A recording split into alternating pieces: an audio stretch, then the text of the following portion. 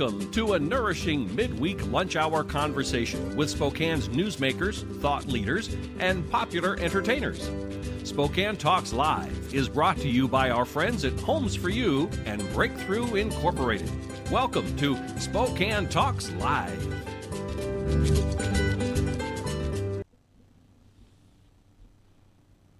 Welcome to Spokane Talks Live. Kent Adams here. Hope you're having a good day. It's 50 degrees outside and headed to a high of 53. So not much more improvement, I'm afraid. It's sunny, but still pretty cool. We've got a fun show today and an interesting show, I think, with good information. Kirsten Davis from the Better Business Bureau is here. We're going to talk about cybersecurity and all of that, which should be forefront in all of our thinking as we look at things. We're going to have a couple of folks here from Para Sports to talk about all the things that they've got going on, and Chris Cargill from the Washington Policy Center is going to talk about charter schools versus what we would call the normal public schools. That'll be an interesting conversation. It's the results are something that WEA really doesn't want to talk about. That might give you a hint of where we're going. Next on Spokane Talks Live. For the Inland Northwest's most comprehensive sports report, think outside the porch with spokesman.com. For just 99 cents for the first month, you'll enjoy unlimited digital access to the news and sports news that affect you most. From EWU to WSU, from Northwest Preps all the way to the Seahawks, we're the local authority that makes sports in the Inland Northwest different than the rest, better than the rest. On your phone, on your desktop, and on your tablet. Subscribe to the digital experience with spokesman.com. I'm Lexi Dyson. I am an archaeological technician for the Tahoe National Forest in California. Archaeology is perfect for me. It kind of combines all of my loves: history, my love of culture, my love of arts and science.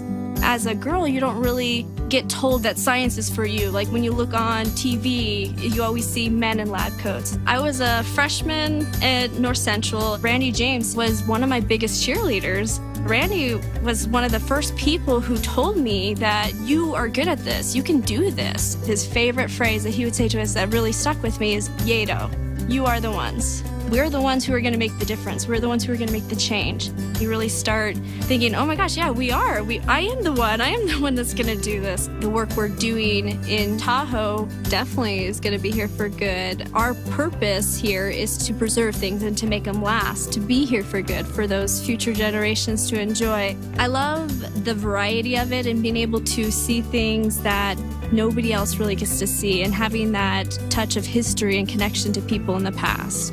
I am helping people by preserving their own heritage, their own resources. One of the things I love about STCU is using the STCU mobile app, no matter where I go. It could be here in Tahoe National Forest, I could be back home, or it could be clear away across the country. I've been so impressed by their willingness to help and just be there where I need them to be, basically. It gives me a sense of home, even though I could be 3,000 miles away, 6,000 miles away, which I have done with STCU, and I've never looked back. I'm Lexi Dyson, and STCU is here for good. See you tomorrow night, and thanks again for taking care of the painting. I got this. Bye.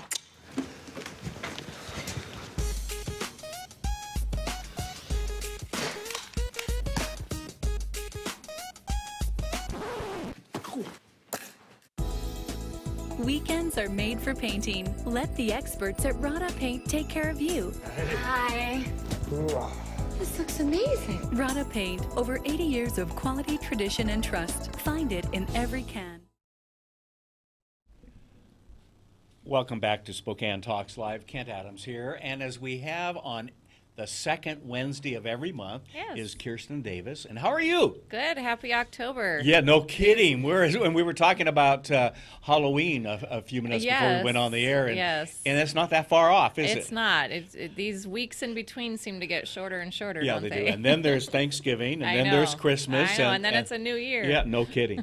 Hey, before we get into the cybersecurity, let's talk about something that's really big in Spokane. Garth Brooks. Right. Now, we went from one show to and I would swear I would see the next text message out and so All forth, right, and second, third, fourth, 7 shows. 7 shows. I'm guessing So- that means he's a little popular. A little, I would say. Yeah. So over 60,000 tickets sold, right? And so I'm thinking to myself, who didn't get a ticket, right? However, we are getting some. I'm looking for friends. Yeah, we are getting some questions back about, a lot of tickets are being resold online. Yeah. And, what to look for, that kind of thing. So you want to be careful if you're doing a classified ad. Our first recommendation would be to use a reputable ticket reseller, Okay. a ticket broker. Which How do you find those? Well, a great place to start, thanks for the lead-in, is bbb.org, because we have a list of who they are, not just accredited, but also ones that aren't accredited, but with reviews and information and You haven't had the ratings and problems. all that kind of information. Sure. But a lot of times you're going to see what we would refer to as ticket scalpers who are selling those tickets just for a quick profit. And it's not And that they will send them to you after you use your card. And today with printout tickets and things like that, it's easier than ever to duplicate them. Right. So you just want to keep a few things in mind. First of all, make sure that they can, show you some kind of proof that they are actual tickets and that they purchased them and for what price and all that. Right. If you can meet them at the box office and have the box office actually scan the tickets to make sure that they're legitimate when you do the transaction. Oh, you can do that. Yes. That makes sense. Yeah. So that's a little tip there. And then just, be careful and make sure that, you're not letting your emotion and your excitement and desperation overpower your good sense. Right. That's really important, isn't it? Yeah. And, those ticket brokers, you can pay with a credit card typically, and they have a refund policy as where, with a scalper, they're going to either want just cash or you to wire the money, and there's no way to get that money back. Oh, okay. So, that's great. So again, what's the website? bbb.org. Oh, even Kent can remember that. Yeah. All right, let's get to the secondary issue, which really is a top issue, and that's cybersecurity and all the things that go with that. And today you want to talk about personal and business security. Yeah, so October is National Cybersecurity Awareness Month. Okay. So it's a good time to, review what you have, what you're doing. You need to do it more than once a year, though, so remember that. But it's just a good time to kind of reevaluate and make sure that the things you're doing are the most current, things like that. So some personal tips you can start with is, and we talk about this, I know, every time, but protect your personal information. Yeah. You can't say it enough times. And you can't get it back once that they've got... Right. And there are breaches happening every day. We have the Equifax breach. We just literally 30 minutes ago, I received an email from the Washington AG's office about Washingtonians who, have been... that more Washingtonians than ever have had their information compromised. Wow. So it is just rapidly increasing. So you just need to protect it even more than ever. When I went into the Equifax to check a couple weeks back, I found that mine may have been compromised, but my wife's wasn't. Right. So, mine was, and my husband's was, but yeah. Yeah. So it is interesting. Some people... So you did better than we did. Yeah. Not really. I don't know. Yeah, I think this is where you want a lower score. Okay, good point. So the next thing you want to do is make sure that you're up to date on what the most current technical, opportunities are. So two-factor authentication, and that sounds kind of complicated, but really it's that situation where you give them a phone number, and then they have to text you a separate code that you have to punch in along after you already have put in your password. Right. That's a great idea. I use it on my email. Anytime, especially bank accounts, things like that offer that, I would absolutely take advantage of that. Good point. Don't just log off your computer when you're done using it at night. Turn it off. Because if you turn it off, then you are not connected to the internet. Okay, but leaving it on, because I know I get the malware updates and things like that during the night. Yes, well, you can get them kind of any time. They, they come through at any time, but just, rather than always checking your door to make sure it's locked, you might make sure that your computer's turned off. That's a good point. I had not thought about that. Yeah. Okay. Update your devices every time you get that update. Just do it. I know it's inconvenient and can drive you crazy. And then carefully click and thoughtfully share. So be very careful about what you click on, whether it's in social media, whether it is in an email, whatever that may be. And then be very thoughtful. Don't just share something because it sounds like a good idea. You're really putting your friends at risk by exposing them to this coupon offer that doesn't exist. That's just a phishing scam. Yeah. So those are things you can do personally. Okay. You want to go into business stuff? Absolutely. Or do we have time? Yes, Okay. yes, we do. So business tips. This is for business leaders and business owners, and there's a lot to keep track of, and especially in small business. But some things to keep in mind is make sure that you have a policy. And a great place to start is just go to ftc.gov, and they can get you started and then get you off to other sites that will help you build that policy if you haven't thought about that. And then now the policy is for your employees and others as well. And you should if you are collecting customers' data, any information from them, you should have that publicly displayed on your website. This is our policy, and this is how we're going to use your information. Sense. I've seen that on many sites I go to. Absolutely, and then you follow it. That's the most important part. Okay. It's not just taking the reservation. Okay. It's holding the reservation. Okay. And then make sure that was pointed at me, wasn't it? No. I was thinking of a Seinfeld episode. Okay. But then train your staff. Make sure that your staff know how important they are to this process. Yes. It's just they are the weakest link no matter what, and they need to feel completely involved and impress upon them the power that they have. Nobody wants to be the person that takes down the network at work because you clicked on an email that you shouldn't have. So keep that in mind, and then identify your technology and the information that you have. So figure out what kind of technology you have, and then what information are you keeping of both your employees and your customers. Right. And evaluate that to see what you need and what you need to keep safe. And also make sure that you don't collect any information from your customers that you don't need or keep it any longer than you need it. Right, because it it's really just puts you putting in a vulnerable spot. Yeah, it's putting you even more at risk as a business. Protect and detect. So once you have that evaluated, figure out what protection steps you need, with that technology, what software makes sense, do that homework. Okay. And it should include checkpoints for detection. So make sure that there's some checkpoints that say, okay, could a breach happen here, or could a breach happen here, that kind of gives you a little hint before it maybe gets out of control. Yes. And then finally, respond and recover. So have a plan, know what your response is going to be if and when it happens. And then first I go across the street to the church and pray. Yeah. Okay. That can be part of your plan. That's fine. That could be step one. But make sure you have a plan in place so that then you can refer to it in that moment of crisis. Yes. And also think about the recovery. It's not just, letting your customers know what happened. It's how are you going to tell them that it's going to get better or that they are safe from here on out. And then also not just technically. Comes back to communication. Yes, doesn't it? Absolutely. But you need to have a technical plan and a communication plan. Okay. So that everybody feels better. And then in terms of recovery, possibly a financial plan, because depending on the breach, you could lose some business, and there may be some issues that really take you down financially as well. Wow.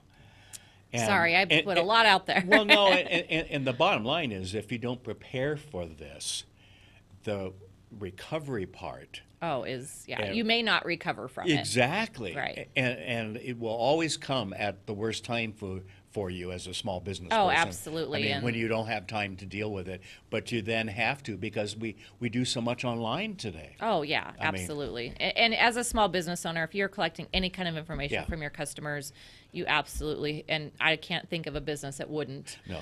You need to really pay attention.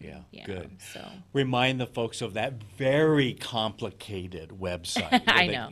bbb.org, and that's where you can find out information. You're welcome to call us. And also just remind everybody to download our new app, our new business app. 30 million businesses on there. And if your business isn't on there, and it should be, or if there's information that's not up to date, please let us know. All right, great. Thank you. As you. always, helpful hints, and sometimes I actually follow through. And I mean that in that we get so busy in life, But the fact is, if we don't take the steps now, the steps we take later are going to be much harder on us. Yeah, it's really hard. It's it's kind of like our health. It's easy to let it get away from you. Yeah. Okay. So she looks at my. We were both having that conversation. Yeah. I'm not pointing at you. Okay. Oh, thank you. Kirsten, thanks. Good to have you here again today. Always good to be here. And we'll see you next week. And I'm almost afraid to ask what the topic might be, but there will be a theme every month, isn't there? Yeah. Well, there's always something to talk about. Oh, no kidding. For sure. No kidding. All right. Well, thank you for coming today. Thank We're you. going to take a quick break. We'll be back right after this. Proposition 2 is not about politics. It's about protecting Spokane's economy. I'm opposed to Proposition 2. I'm opposed to Prop 2. I'm opposed to Proposition 2. Proposition 2 just doesn't make sense. I am opposing Proposition 2. I'm against Proposition 2. I'm opposed to Proposition 2. I'm opposed to Prop 2 because we have to protect Spokane's economy.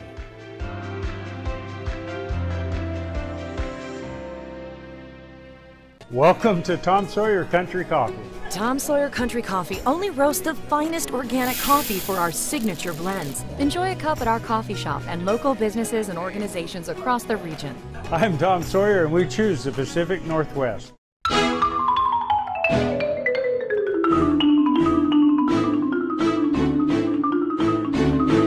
Last year alone, Avista customers saved over 53 million kilowatt hours of energy. Enough to power more than 4,000 homes for an entire year. Way to save, everyone. Way to save. Find your way to save at avistautilities.com. What?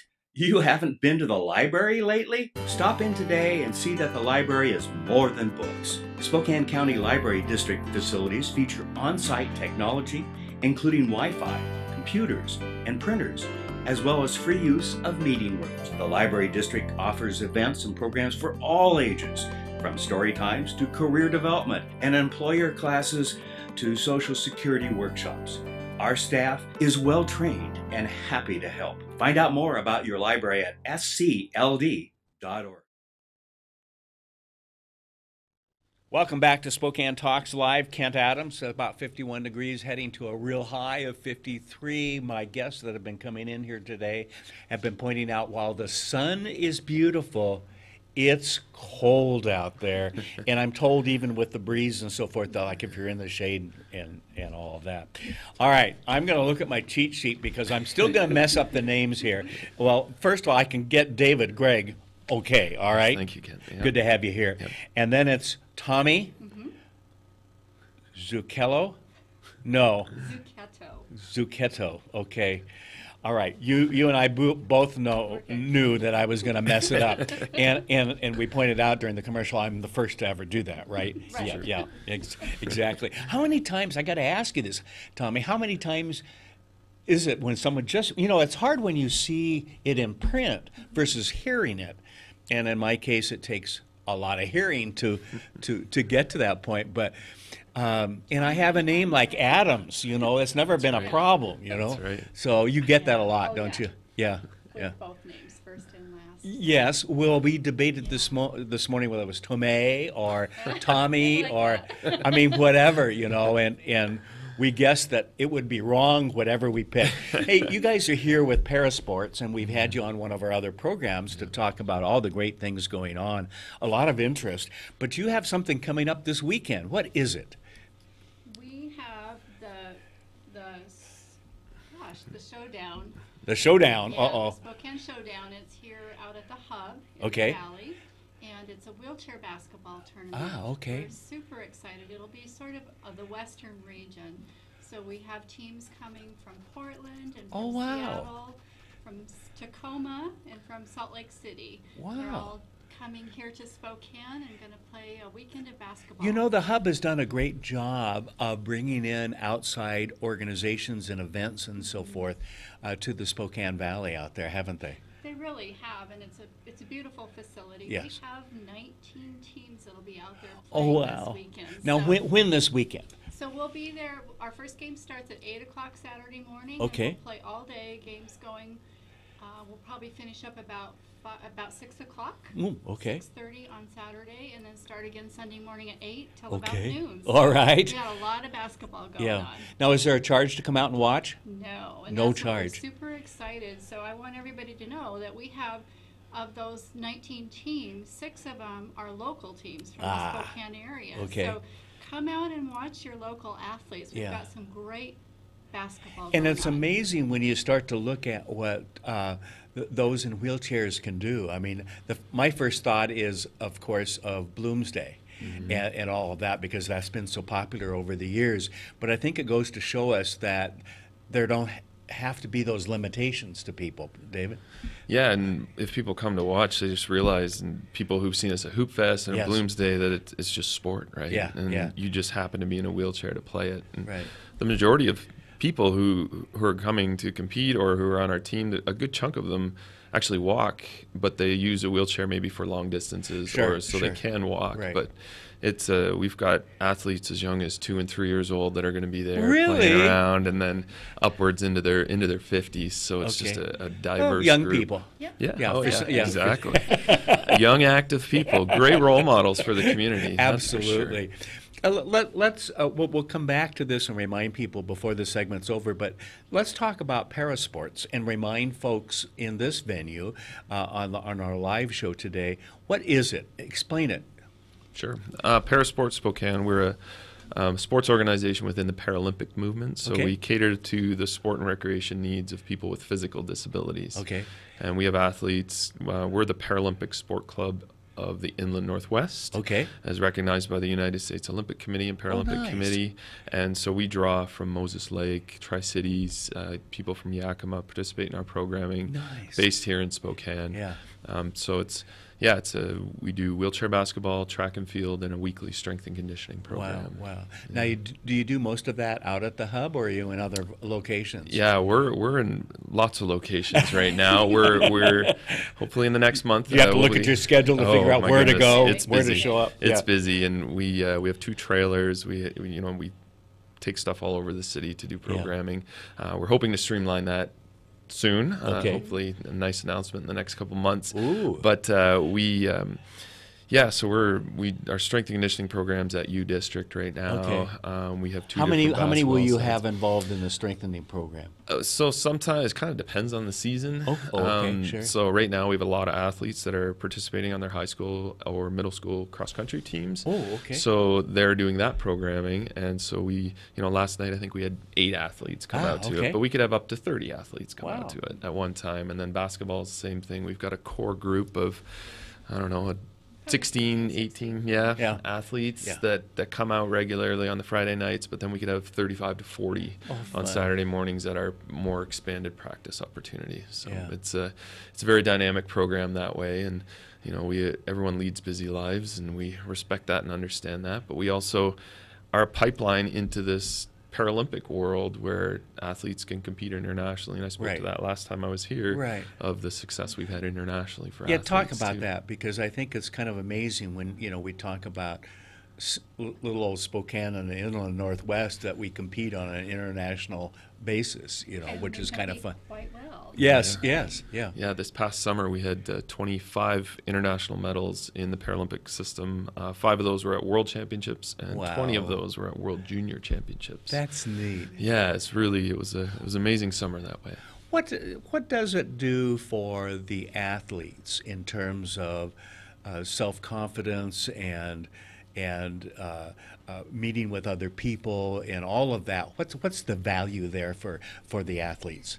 Because it's more than just playing basketball or whatever. For sure, go ahead. Well, and I think everybody knows the power of sport for anybody, but for these athletes that have physical disabilities, it's very powerful in the sense that it changes their lives. Apparently your mic is not working, so share a mic. Yeah. Sorry about that. Welcome to live. There we go. All right, so I was just talking about the power of sports, and for everybody, it changes lives. But with these guys with physical disabilities, it really does. All of a sudden, they're able to be very competitive, and basketball specifically, if you get in a basketball chair and roll down the court and dribble the ball and shoot a 10-foot hoop, Most of us can't do it. No kidding. But I'm No telling kidding. you, these guys can. They're very athletic, and it really changes their lives. It changes their course in life. They, when they first come on, they don't even vision themselves as athletes. Right. They don't vision themselves as going to college, as getting jobs. And that's where we find the power in what we do, is that we're changing lives through sports. Yeah, it's more than sports. Yes. Clearly, it's more than sports. So, yeah, that's exciting. So, again, let's go back to this Saturday and Sunday at the Hub, starting at 8 o'clock both days. Yep. On Saturday until about 6, Yes. and on Sunday till about noon. And people can There's- just come in and watch. Come in any time during the day and just grab a seat and watch some Yeah. amazing basketball. Now, this would be a good family event to go to, wouldn't it? Very I much mean, so, yeah. Yeah, the kids love it. And, if there's time between games, a lot of times we'll let kids get in the chairs and check them out themselves, and it's fun. And it's not as easy as it looks, is it? Yeah.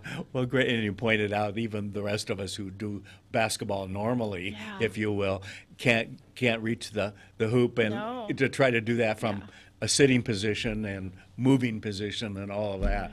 Wow, I admire all of that. Well, this is great. So if people want more information, where would they go? Go to parasportspokane.org. Okay. And the schedule's on there. If you want to find out about our program as a whole, look at that.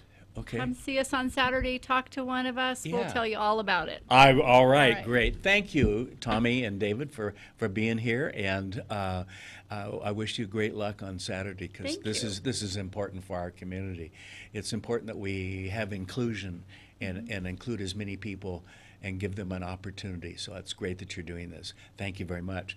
We're going to take a quick break. We'll be back right after this.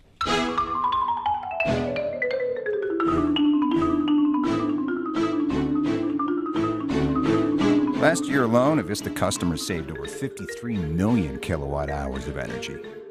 Enough to power more than 4,000 homes for an entire year. Way to save, everyone. Way to save. Find your way to save at avistautilities.com.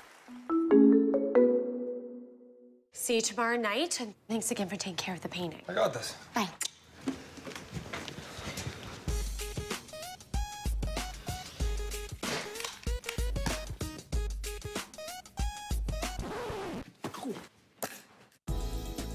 Weekends are made for painting. Let the experts at Rada Paint take care of you. Hi. This looks amazing. Rada Paint, over 80 years of quality, tradition, and trust. Find it in every can.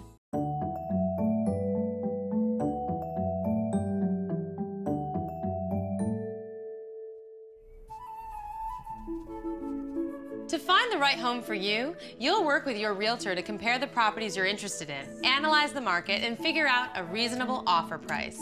And now, here you are, ready to make an offer. Yay, you!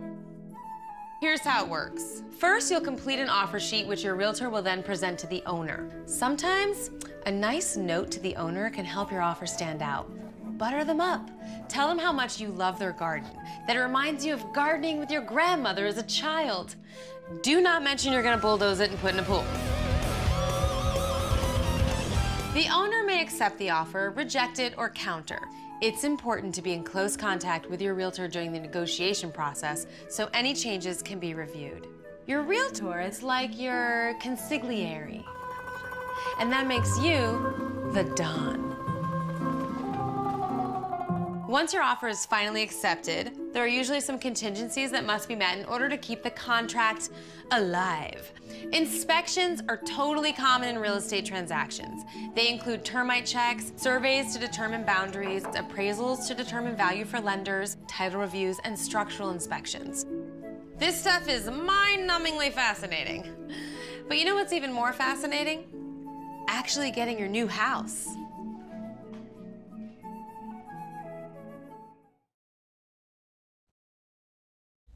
Welcome back to Spokane Talks Live, and Kent Adams here, and Chris Cargill from the Cargill or Cargill. Why do I not get Cargill? Why can I not get that right? How long have I known you? 4 years, 5 years? Longer than that, I think. Yeah. Yes. Well, okay. Yeah, I'm lucky I'm still alive, right? Okay.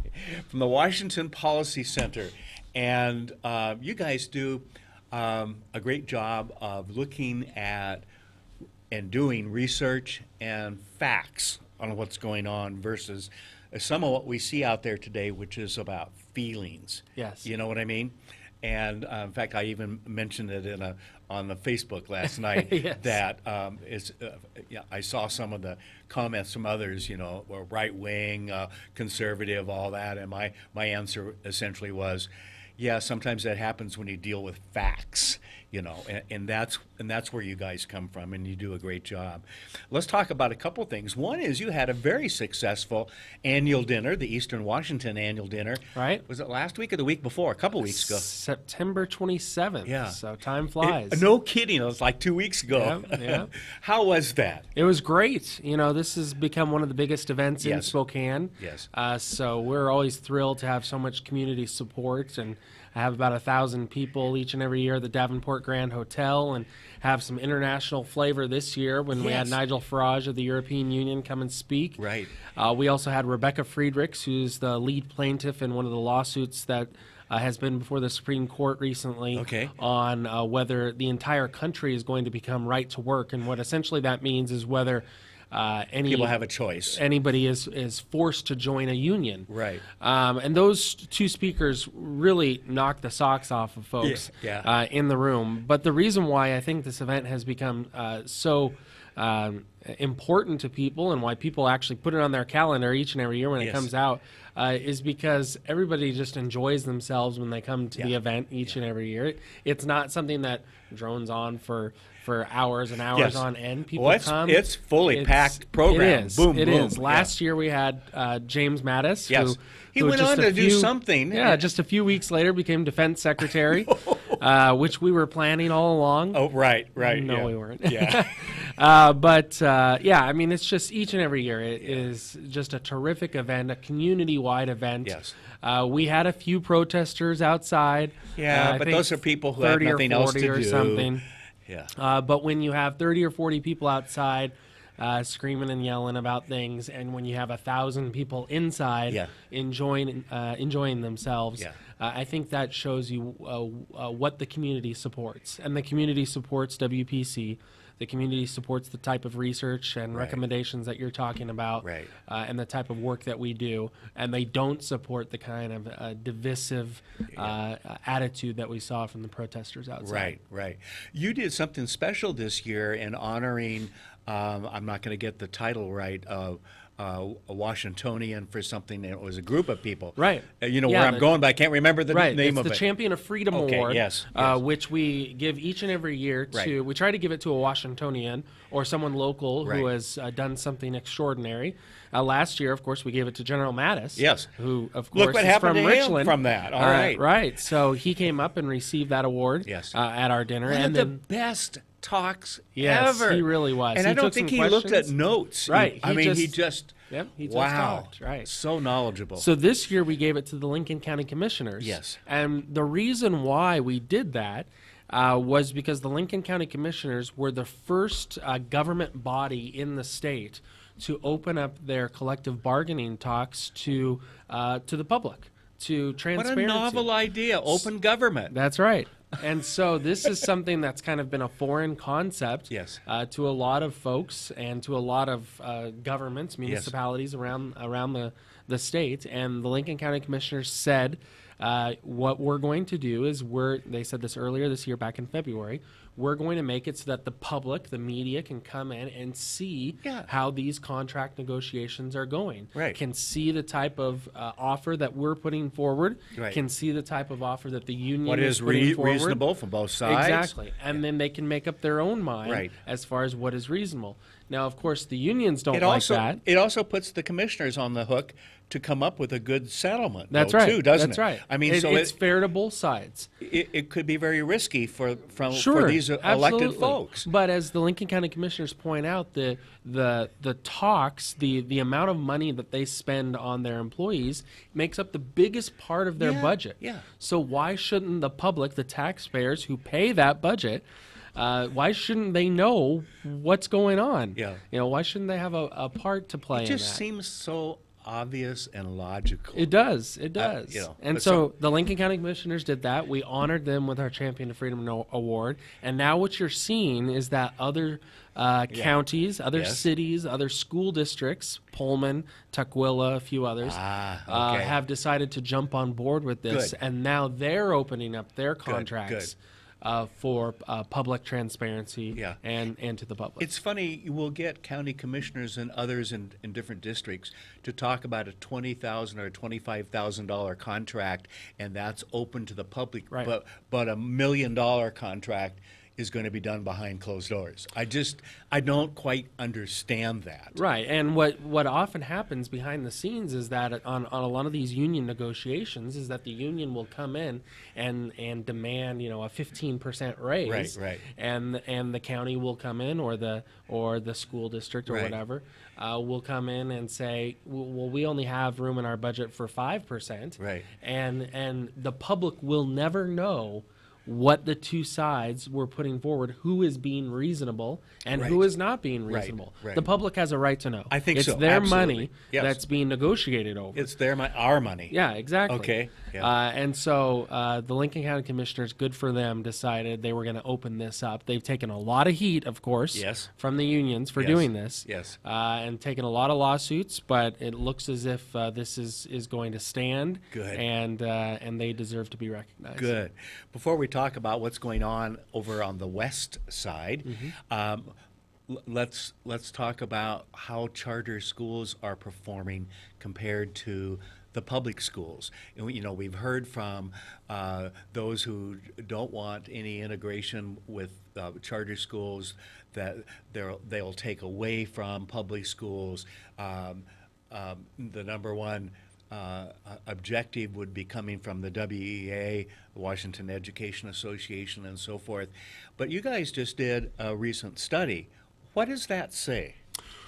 Right, and it's not only studies that we've done, but it's Right. studies that have been coming from the Smarter Balanced Assessments, studies that have been coming from the state. The state each year does what's called the State Board of Education's Achievement Index that Right. takes a look at how the schools, all the public schools in the state are performing. Right. And so we're starting to get this initial wave of data that shows us how the schools are performing, and not only the typical public schools, but also the public charter schools. Right. And let's just clear one thing up off the very top here. Okay. And that is that charter schools are public schools. Okay. They're open to the public. They're open to all students. Okay. You can get into, if you're a public school student, you can get into a charter school. It's basically a lottery do you pay system. extra? No. Okay. You don't pay any Okay. tuition Okay. to get into a charter school. It's a lottery system because they have Number of so many. spots, right. Yeah, they only have so many spots right now, and they have so many students applying. And we have a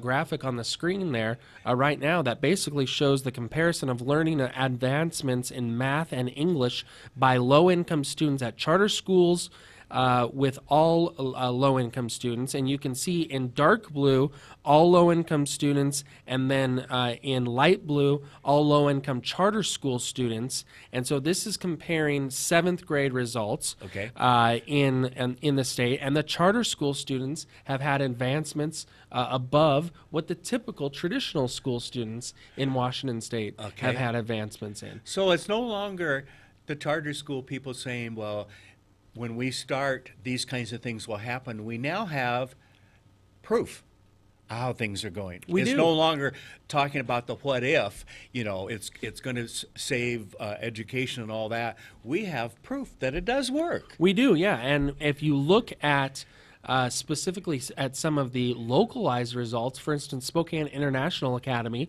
which is one of the local charter schools that we're seeing right here in Spokane, has had terrific results coming out of it with specifically advancement for some of their students in specific grades. You have a school, Spokane International Academy, that was in the Hilliard neighborhood.